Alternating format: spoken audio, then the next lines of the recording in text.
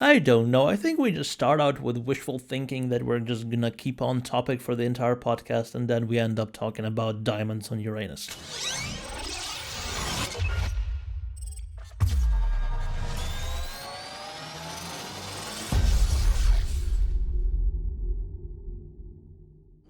There we go. Yeah. Sync clap in 5, 4, 3, 2, 1, clap. All right. Did you hurt your hands again like before? Always do. I have like freaking baby hands, or at least You should do karate. I mean, It'll like toughen up your hands. toughen up my hands. Yeah. Oh geez, this one time in karate, like we had this like judo weekend or whatever. So a judo instructor came over, and he was teaching us throws. And by the end of the day, all my knuckles were completely bloody from grabbing gis, and like I had scars on my knuckles for years. But now they're back to being baby virgin hands again. Anyway, It's like a weird version of carpet burn, rug burn. basically, yeah, because I was like grabbing with my fingers, then also like then grabbing again with my knuckles as well for extra grip. But yeah, not good. All right. Anyway, so we're going to be going into the podcast in a second. I'm going to count you in. You're going to be saying hi because this is your topic. Oh yeah. Yeah. All right. So That's my show. 3, 2, 1. Hello, everyone, and welcome to this week's episode of Fortnightly Frontier. I should say this fortnight's episode of the Fortnightly Frontier because that's where we get the name and everything. I am your host. That is my friend Myre, as always, my co-host, and that was a car driving by. I should probably close that.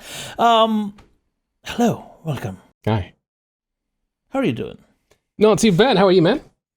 Oh, great. It's been a good weekend. I was on another podcast yesterday. I'm popular or something.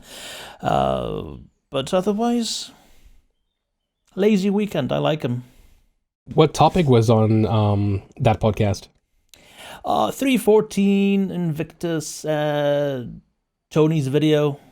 Okay. The good video. The good video, the one everybody talked about. And then I wonder if it's because of the juxtaposition of like having Tony Z's video on the Monday and then having the ISC about like the C2 that made the response for that video so the way it was. Yeah, that response was understandable on the one hand, but I'd say completely unwarranted. Shut up, birds!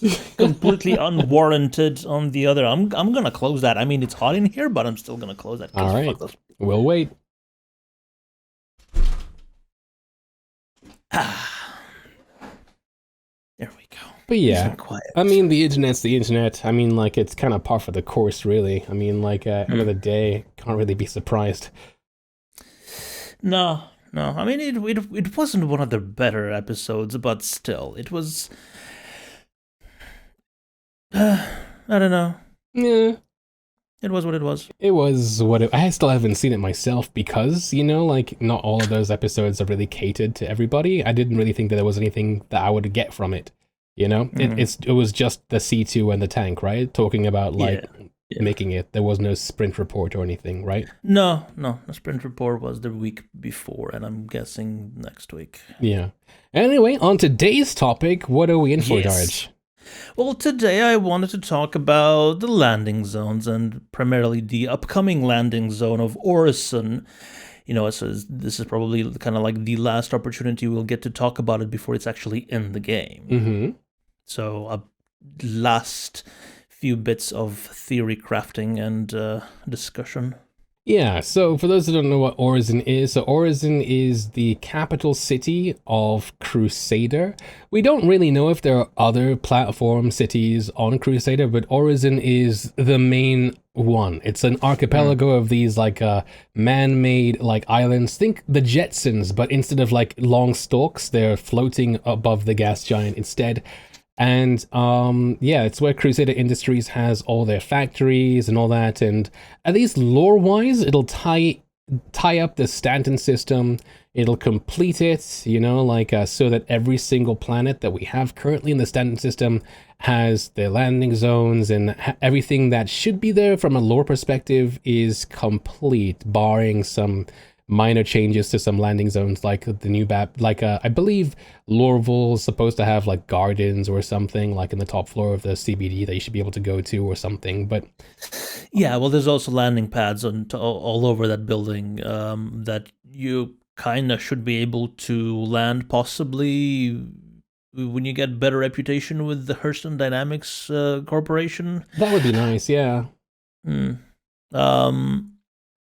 of course, Lorville is gonna sprawl out, because L19 isn't going to be the only residential district. There will be other Ls. Yeah. At least 18 of them. At least 18 of them, yeah, depending on how CIG decides to do it, because, you know, we know that we're not necessarily going to have a game where, like, if you have 1,000 people in one spot, you will see 1,000 people.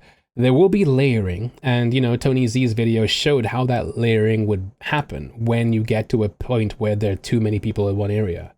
But that doesn't necessarily mean that they can't still make these landing zones bigger, and so you have, like, you know, a place that is yours and only you can go there, because, you know, it might be L11 room A or corners, you know, like floor 50, but it's yours. So we might still get that.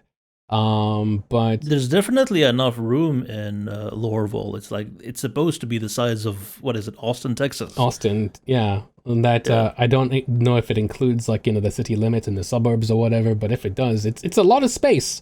And then, of course, the CBD itself is just a massive building that you can just cram things into. Then again, you know, like when it comes to how many spots will be available in that CBD for players, we don't necessarily know how that's going to happen. But yeah, but that's Lorville. Considering the number of landing pads for people to actually land on, that would probably be like the top tier location. Yeah. Like, I'm guessing, like, for the first months of gameplay, when, if that even is a thing, right? We won't see actual players landing that, but more like NPCs, the Hurstonites. Yeah, you'll see NPCs possibly, and, you know, if it is something that, like, as a reward for you to get through reputation, then it'll be really cool to see different orgs try and, like, or different people, different groups trying to, like, grind that reputation to be one of the first people to get the opportunity to do so. And then obviously it's one thing to get the reputation to do it, but then maybe they could double lock it, so you need the reputation, but also, like, then the UEC to then rent it, I feel would be the best way of doing so. So that would mean that, like, you know, if you got the rep and you got the access and you stop playing, somebody else wouldn't be locked out because, you know, like, you're done essentially. Oh, yeah. So you couldn't just squat there indefinitely. Yeah. Most MMOs that I know of that do this whole, like, single shard, like, you know, like, things have a finite space, they do it on a rent basis so that there is turnover when people, you know, move on eventually. But yeah, so Orison, what are we getting at Orison that's new? That's a good question. I don't think much, if anything, in actual Orison, as in the landing zone. Well, in the first rollout, we'll just get the spaceport and possibly the actual Crusader factory, because there'll be a tour. They've been discussing that quite a bit instead of what sort of other shops there will be and stuff like that. Hospital, but remind me, with New Babbage, what was the rollout like again? I mean, what did we get first, and what came out later? We got Spire Grand, and we got the spaceport, and then we got the commons later. Oh yeah. We got the commons, and then I think even with that, I want to say that the factory line came out afterwards as well. The factory line was closed off until sometime after as well. Yeah. And there's still zones and locations at Microtech that are locked out, like the barbers and stuff, where one would imagine that you could go to change your hairstyle or something when that gameplay comes in. Oh yeah, definitely. Yeah, they do have the placeholders for that. Yeah. But in terms of actual new features and gameplay, I'm not sure we get anything. It's, I get Crusader. We get the gas cloud tech. Mm-hmm. And with that we're gonna have the space whales. Yeah. Possibly eventually. I don't think immediately yet. You think we won't see the space whales like straight away? I don't know. I mean, we'll like, see the sculpture. we'll see the sculpture, but I'm not sure what exactly would hold back seeing the space whales. Just because, like, what's holding back Orison as an environment is the fact that the city and everything needs to be modeled. But what's holding back, like, let's say, like what's holding back a space whale as an NPC is, like purely AI driven and character model driven. And those are two things that we don't really see much of in Star Citizen. So, like, if they were to work on it, they wouldn't have had to have been working on anything else recently, I don't think, unless they're moving from Squadron, right? Or they're being, yeah. Well, I think, what in a perfect world, on a perfect server right now, I think they would have the resources to run it. But a space whale eventually is supposed to be a mobile harvestable platform, right? Really? I don't think. Yeah, the creature, you'll be able to land on it and grab stuff off it. Yeah, that's why that makes them so popular. Like in Monster Hunter. Have you even played? Oh wow, okay, interesting. I wouldn't know. No. Okay, interesting. Or you haven't played Valheim either, like the Abyssals in Valheim. Okay, all right, interesting. I didn't know that. When did you hear that? In one of the ISCs, I want to say. Check out my Star Citizen database, of all the ISCs and SCLs.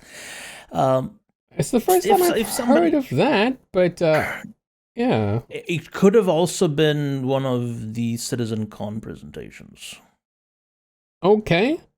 Calling me skeptical for now, but that'd be very cool if that's something that you could do. It could have been a very vivid dream I had. Yeah, but so Kamno says he remembers that as well, but can't say where. I will definitely forget to look it up and put it in the description of the video for YouTube. Okay, so so at least, like, if that part of Space Whales doesn't come out, because that's something. Okay, now I'm like, all right, so that's bringing in more systems than just seeing the whale. But with the tour groups and stuff. But even so, like.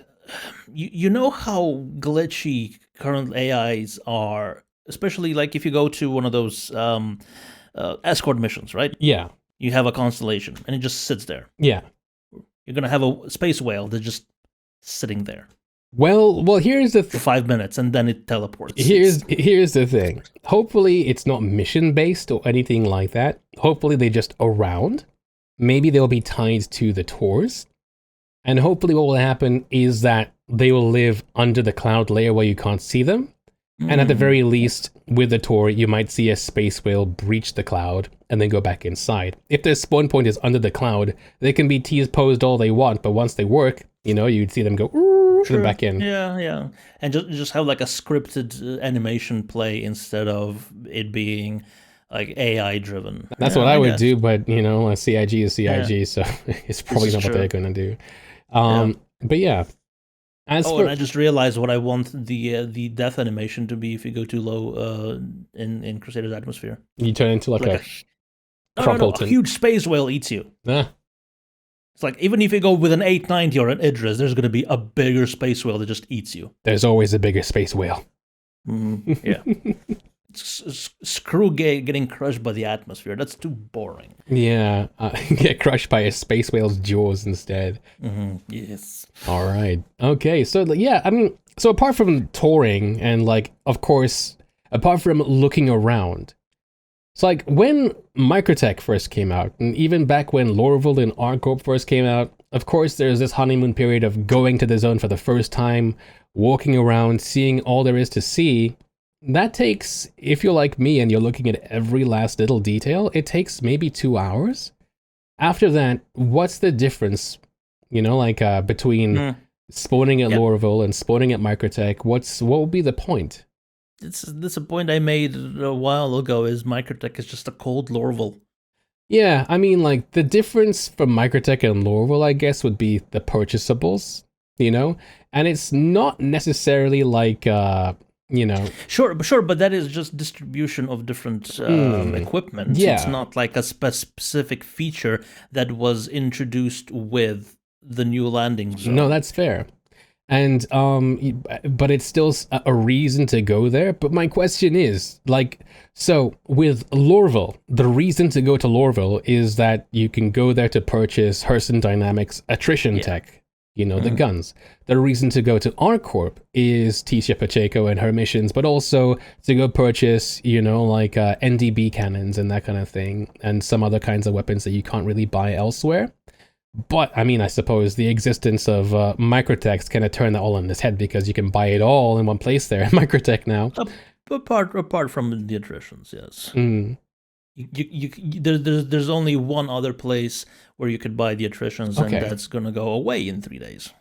Oh, okay. So now here's the question. No, actually, it's already has gone away, because you can't go to the show floor. It's DefenseCon now. So now the question is, what do you think that Crusader will bring to people? I don't know. Like the new NPC homesteads, that's bringing some great new stuff. Right, when that comes in. Modular homesteads for NPCs and for players, with garages, with gathering areas. Yeah. That they'll be able to just populate the universe with. Yeah, but that's Crusader-wise. Crusader-wise, it's like Orison is just. I don't feel like we're getting hospitals, in Orison, but we're also getting the Brentworth Hospital in Microtech, and then eventually we'll get Maria in Lorville, because they already had hospitals there. It's like, so other than that, it's like I don't feel like Orison as a landing zone was entirely justified. I mean, the issue is environmental artists something to work on. Yeah. I mean, the answer, not the answer, but the thing is, for me, is that, like, when they do all this development, and I think that the thing that they would say on this is that it's all iterative. So, like, even though, like, with its first iteration of Orison, there might not be anything necessarily different between that and Microtech and Lorville or whatever. And even, like, the next couple patches down the line, I mean, like, they have, ideas to give you missions to do on space stations as well. So, like, and many of these landing zones already have, like, corridors and back alleys and everything else mapped out. Even L19 has the workers area and that kind of thing. So I think the idea is eventually to get, like, missions that you can do as a civilian, quote unquote, in these cities to, like, either pass the time, gain reputation, or, like, if you truly want to start zero to hero, you can do things from there and work your way up. But that would actually be amazing. But again, not for Orison specifically, it's like all of the things that are coming with the new landing zone could have been just tacked on to existing locations. True. Like, would the development of those features have been sped up if they had just decided to attach them to Lorville or R-Corp or Area 18? No. Or New Babbage? Not at all. I mean, like, I think it's just the fact that, like, because we have Crusader, Microtech, Lorville, and R-Corp, they had to populate Crusader, Microtech, Lorville, and R-Corp. Like, yes, because of that. Lore-wise, I get it, because a company owns each of those planets, and they have their headquarters there. Yeah, arbitrarily, the lore team made this happen, and that's what we have. And as a result, the atmosphere team, the environment team have to deliver and make something that represents that place. So you could say, to some degree, if you want to be a nihilist, that like I'm not saying you are, but like it's essentially assets and like resources and everything else that could have been put into Lorville and existing towns or whatever to make those better, brighter, more functional, that are instead now being put to making this new place. But I mean, all in all, I mean, that's what we have, right?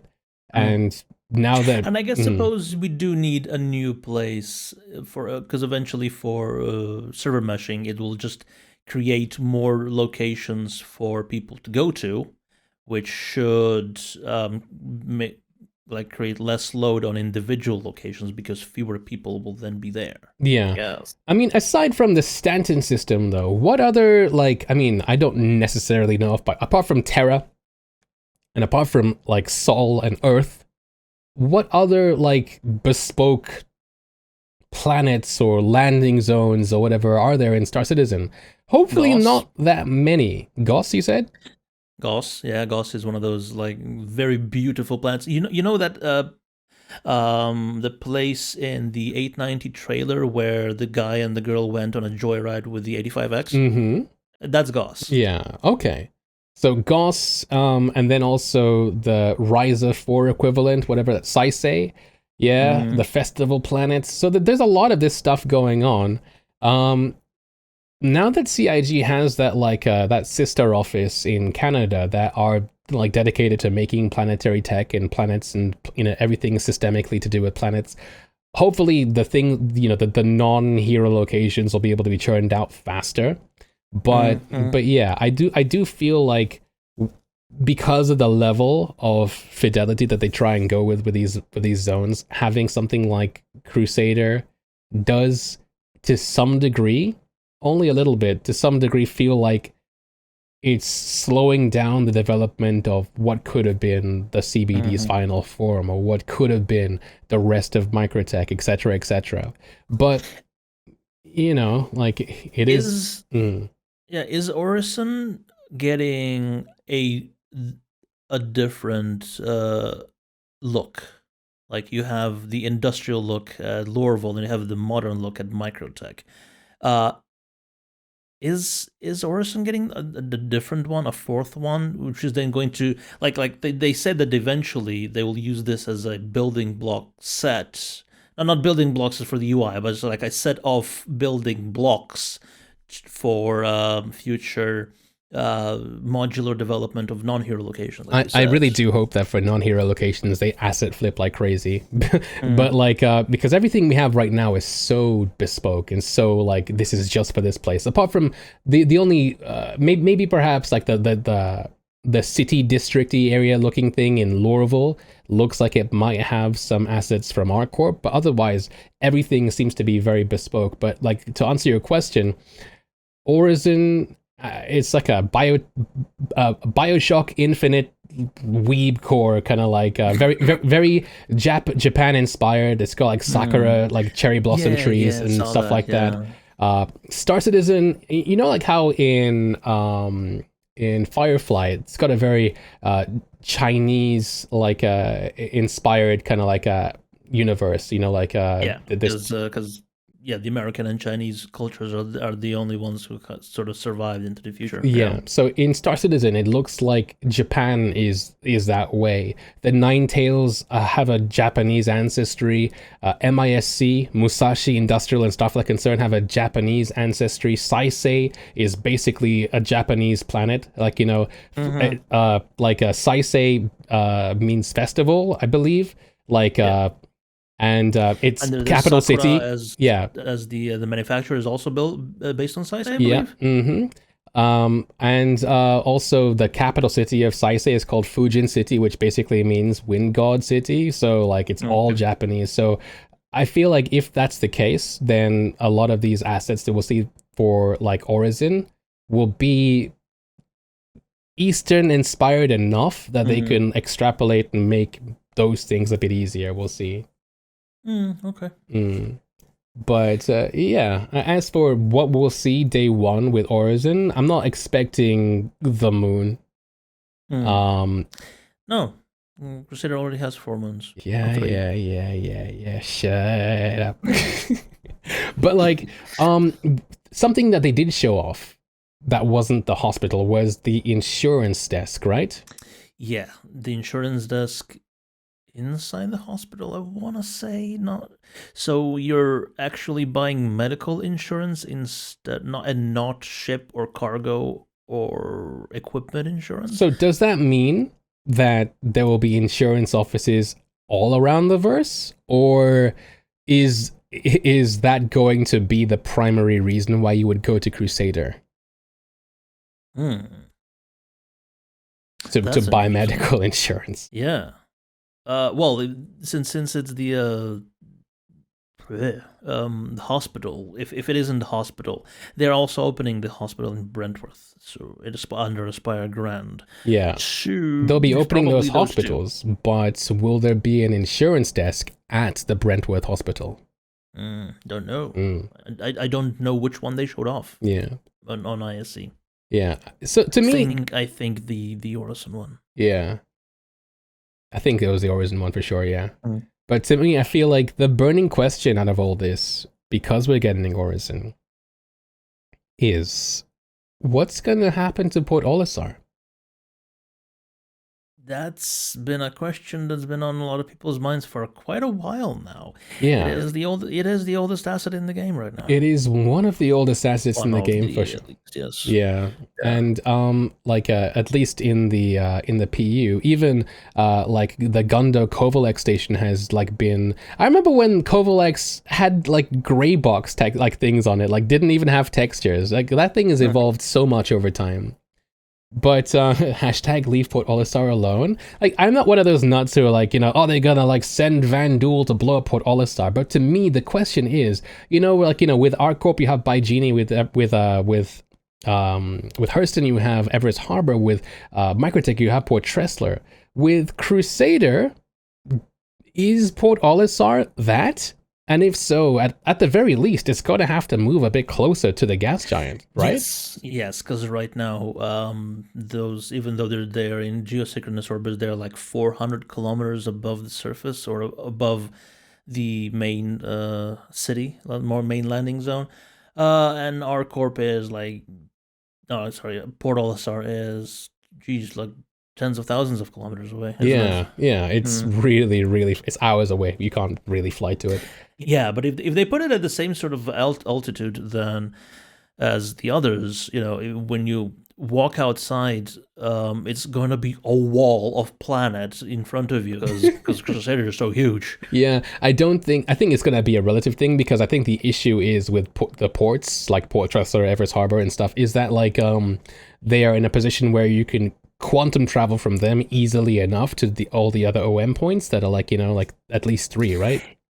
Oh, right. Yeah, it is sort of like at the OM point altitude. Yeah, you're right. So, but you know how close the OM points are to Crusader. It's like if you travel from one to another, you basically, you get the shaking effect because you skim the that's true so badly. Yeah. So yeah, it'll be interesting to see. So even if it doesn't like get remodeled or reskinned or even like replaced with one of these procedural ones, at the very least, I think it's gonna move and be a bit closer. And the planet itself, you've seen the concept art, not even the concept. Yes, it's the finished in-engine stuff. It's getting a skin job. Like it's no longer going to be peach and like peach and white. It's going to be blue and pink. It's gonna be very, very, very Sakura. Yeah, very, very sort of like that aesthetic.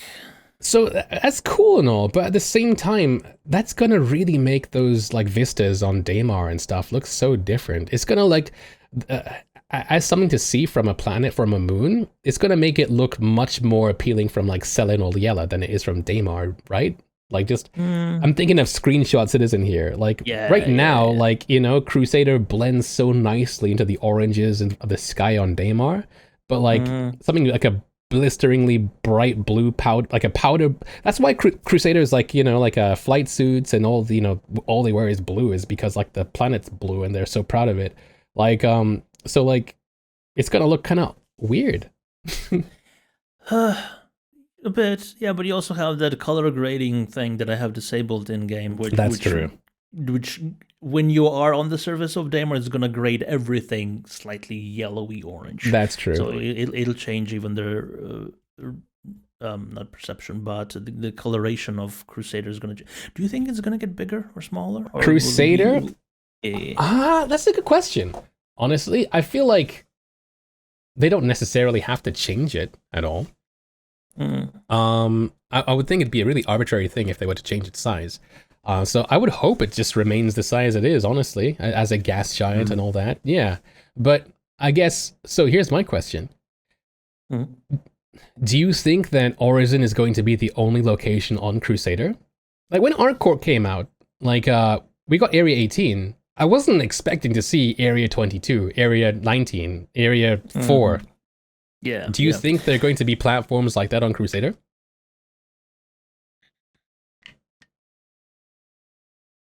Maybe.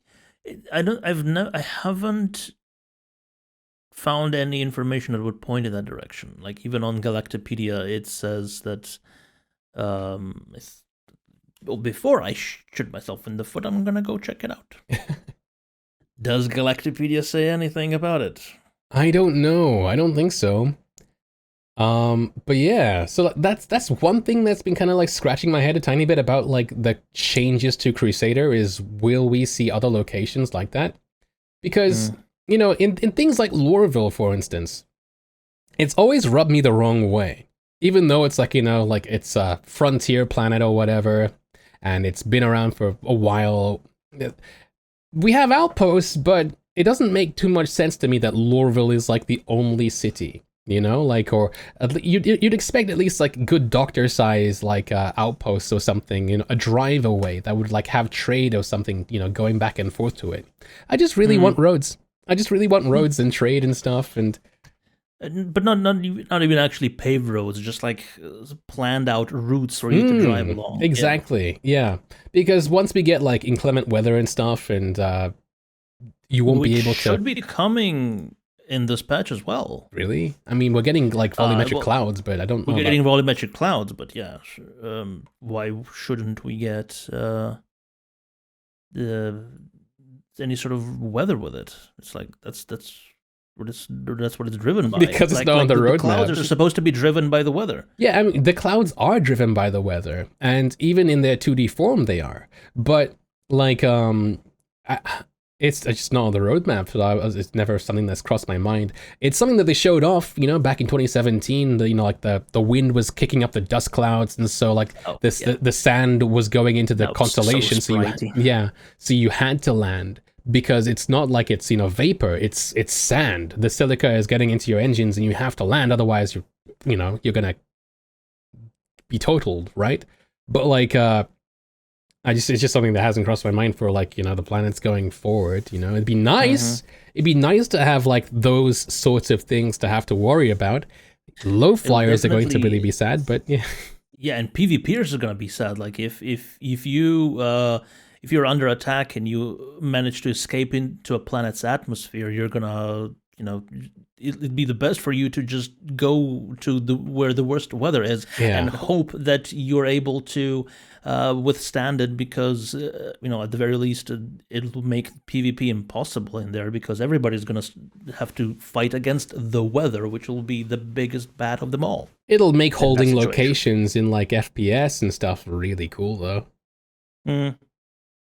Just please don't give us winds so hard that they start blowing away Novas. like if I have a couple of Novas parked outside my outpost as defense, I don't want to, you know, to go see them fly off in a tornado like a cow or something. Yeah, I hope the weather is more of a visual thing, like it'll affect your visibility and that kind of thing for the most part. Obviously, if you're like in a location like Pyro, you know, like it's not just gonna be about that, but also like it might be like mega stupid hot in the daytime and stuff like that, and that would be something you have to worry about.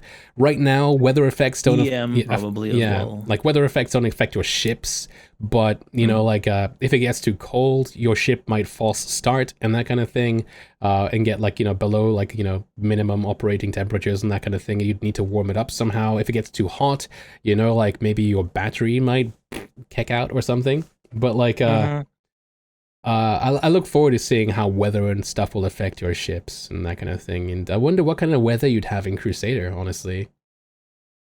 Oh, I'm guessing lots and lots of wind, but no precipitation. Does it rain on Jupiter? I mean, why wouldn't you have precipitation? Uh, True, but not like what we're used to. I think it rains diamonds on Uranus. Yeah, it does. Yeah. So. Yeah. Yeah.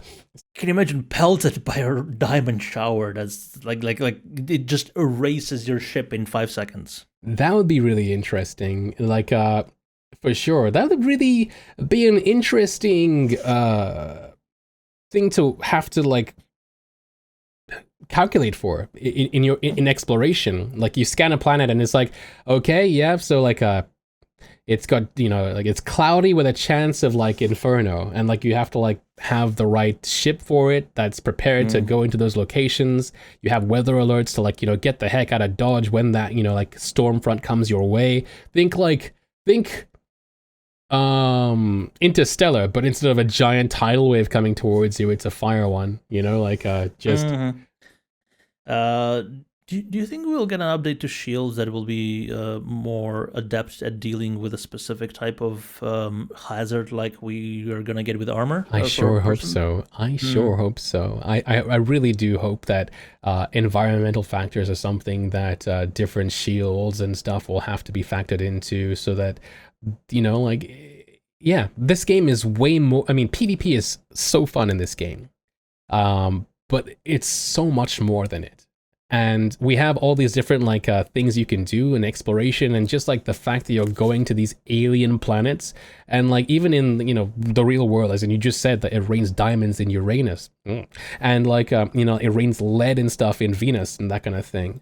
Like having to plan ahead when you're going to these locations, I feel is so cool, you know. And if, like, let's say you're like a notorious bounty, you're gonna want to make your home in like the most inhospitable place known to man. So a bounty hunter coming isn't going to have the upper hand, because you, as somebody who is native to that location, is already set to be the most protected in that location you can possibly be. You know, there should be locations where having the home advantage is super advantageous over just pure firepower. Yeah.